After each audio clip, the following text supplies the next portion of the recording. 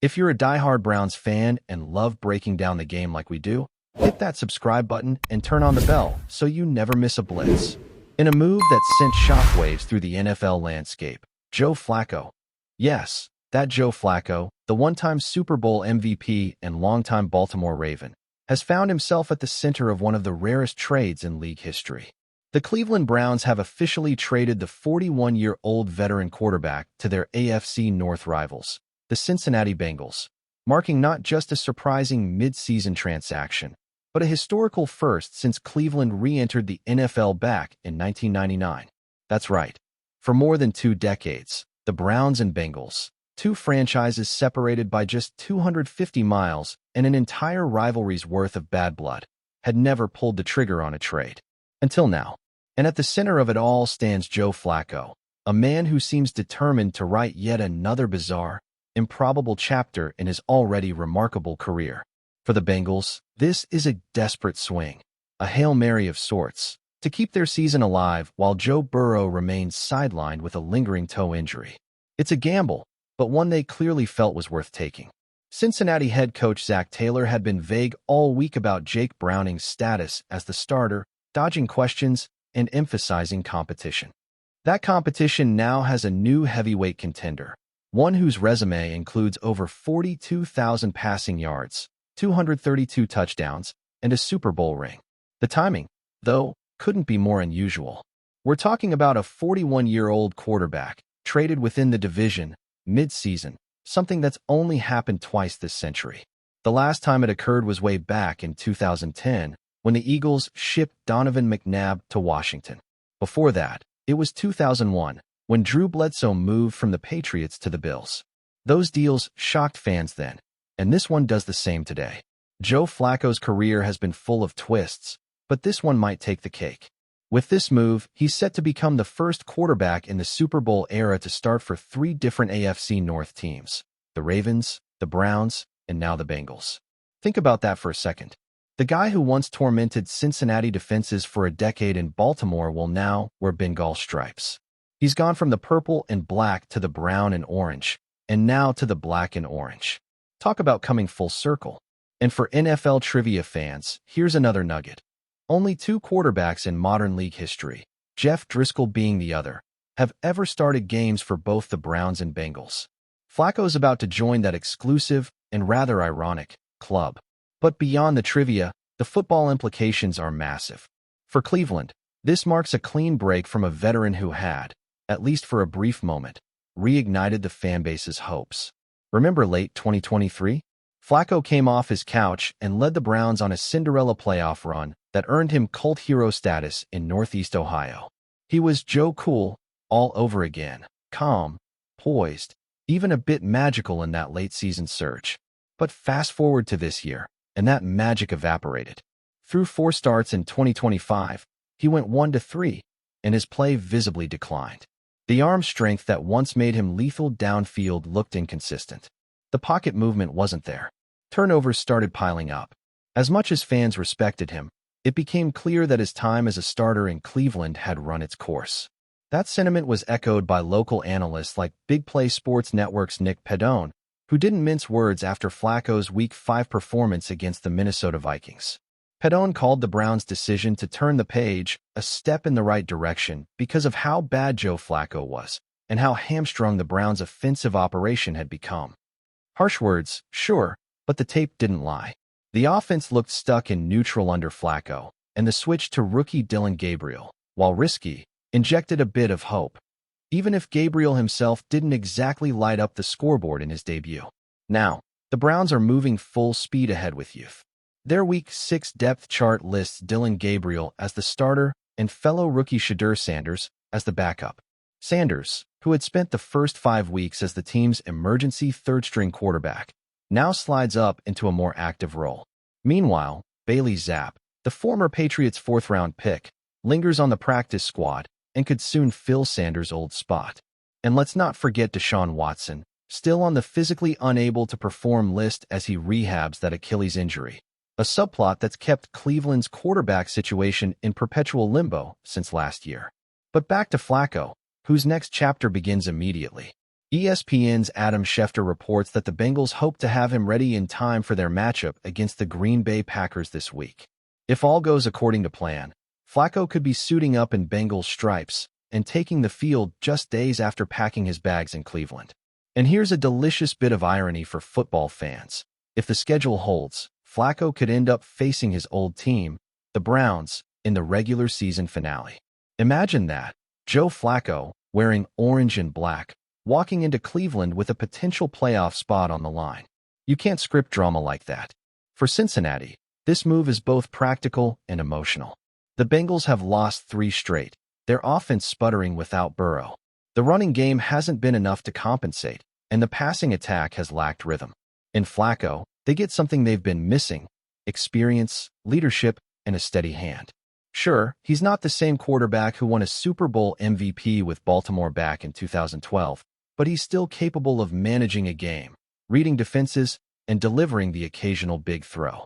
In a league where backup quarterbacks can make or break a season, Flacco represents a lifeline. He's a bridge, not a savior, but he's one the Bengals hope can hold until Burrow returns. There's also a fantasy football angle here, one that's got managers scrambling.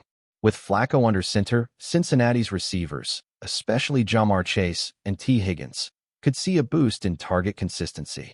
Flacco's tendency to favor veteran wideouts and tight ends might also benefit players like Tyler Boyd and Tanner Hudson. On the flip side, fantasy managers with Browns players might be wise to temper expectations. Rookie quarterbacks are unpredictable, and while Dylan Gabriel brings energy, growing pains are inevitable. Cleveland's offense could shift toward a more conservative, run-heavy approach featuring Nick Chubb and Jerome Ford. But beyond stats and standings, there's a bigger narrative at play here. Joe Flacco's journey is one of reinvention. Over the past few years, he's gone from forgotten veteran to surprise hero to, now, the centerpiece of one of the rarest trades in modern football. This isn't just another transaction. It's a reflection of how the NFL has evolved. Gone are the days when interdivision trades were unthinkable. In today's league, pragmatism rules. Teams are less worried about helping a rival and more focused on solving immediate problems. For the Bengals, the problem was clear: find a competent quarterback who can keep the ship afloat. For the Browns, it was about moving forward and giving their young guns a chance to prove themselves. Both sides get what they need, even if it makes fans do a double take. Still, this trade hits differently. It's not every day you see a player who once defined a division end up playing for nearly every team in it. For over a decade, Flacco was the face of Baltimore football: stoic, unflappable, frustratingly efficient against rivals like Cleveland and Cincinnati. Ravens fans might not know how to feel about this. Browns fans might feel betrayed. Bengals fans might be cautiously optimistic. But one thing's for sure: everyone will be watching. And make no mistake, the symbolism is rich. Joe Flacco, the man who once dominated the AFC North, now becomes a unifying thread between 3 bitter rivals.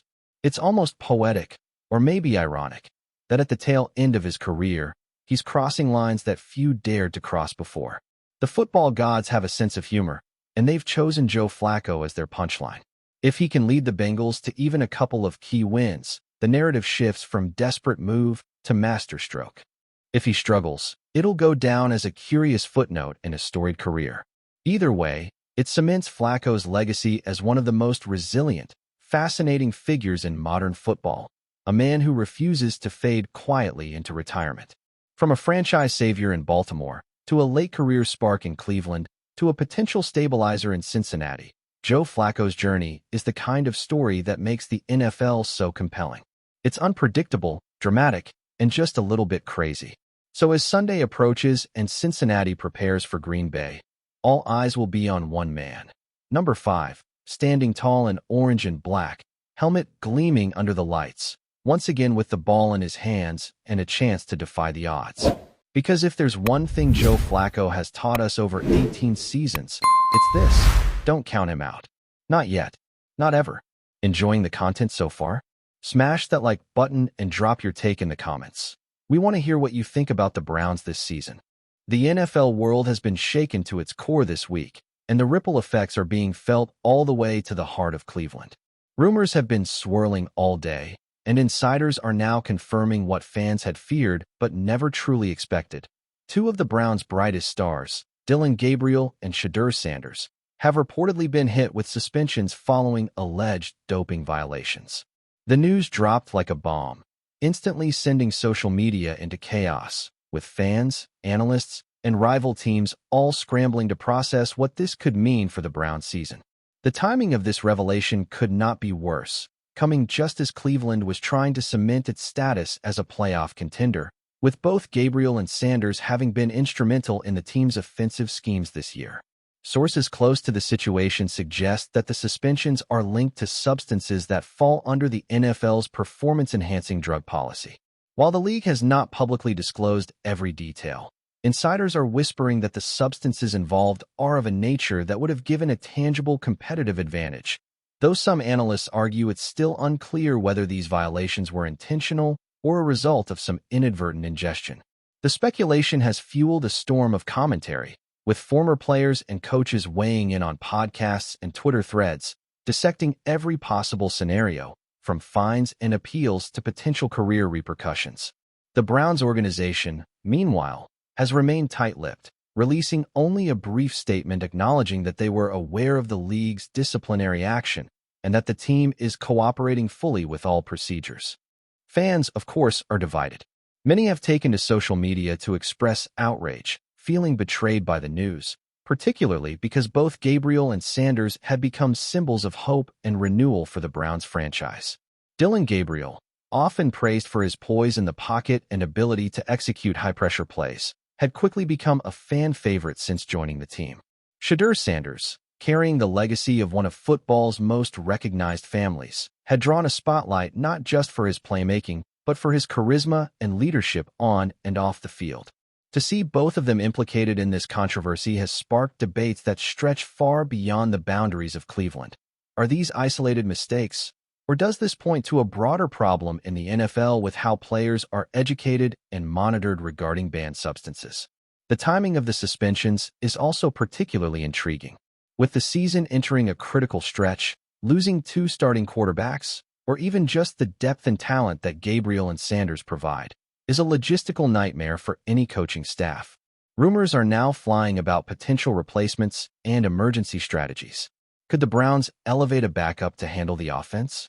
Would they pursue a trade or emergency acquisition? The rumor mill suggests that several teams are already sniffing around, eager to exploit what could be a rare window to snag talent forced to sit out. Some whispers even suggest that Gabriel and Sanders could be challenging the suspensions, citing procedural errors or testing irregularities, though insiders caution that overturning an NFL doping suspension is notoriously difficult.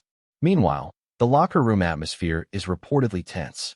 Teammates are said to be processing a mix of disappointment, confusion, and concern about how this might affect their collective performance. Sources claim that the coaching staff has called multiple emergency meetings to assess contingency plans, while medical and legal teams are combing through every possible detail to understand how the league arrived at its decision. There's speculation that this situation could influence not just the current season, but long-term roster decisions. If these suspensions stick, the Browns might have to rethink their approach to talent development and player monitoring, potentially leading to stricter internal protocols that could affect all levels of the organization. Social media has, predictably, exploded. Memes, hot takes, and heated debates have flooded platforms, and the story shows no signs of slowing down. Fans of rival teams are, naturally, reveling in the chaos, speculating on how this might shift the balance of power within the league.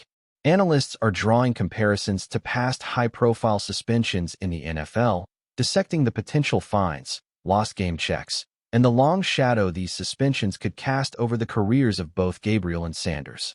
Some commentators have pointed out that while the immediate impact on team performance is obvious, the reputational damage could be even more profound, affecting endorsements, draft stock, and public perception for years to come. Even within Cleveland, the chatter is relentless. Local radio hosts, YouTube commentators, and even sports bar patrons are weighing in, debating everything from the ethics of performance-enhancing substances to the fairness of the NFL's disciplinary system. The narrative has begun to morph from a straightforward news story into a broader cultural conversation about accountability, integrity, and the pressures athletes face in an era where every marginal advantage is scrutinized.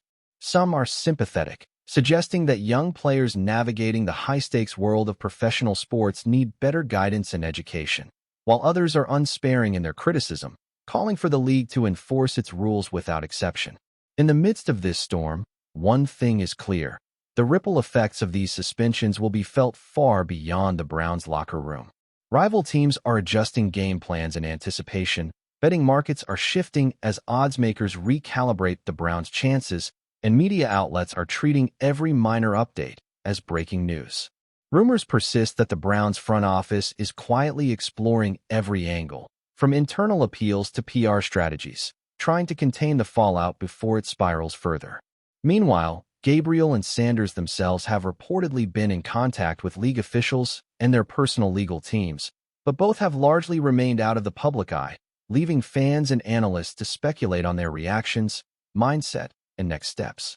As this story continues to evolve, one thing is for certain. The Browns' season, already full of expectations and pressure, is now overshadowed by controversy. The saga of Dillon Gabriel and Shedeur Sanders suspensions has not just rocked a franchise. It has ignited a national conversation about the rules, risks, and responsibilities of modern football. Whether these suspensions will be overturned, reduced, or upheld, the drama is far from over. For fans, insiders, and curious observers alike, this is the kind of high-stakes, headline-grabbing story that will dominate discussions, podcasts, and social media feeds for weeks, if not months, to come. And while the immediate concern is on-field performance, the long-term narrative may very well shape the careers of two of football's rising stars and influence the way teams across the league think about compliance, education, and player oversight.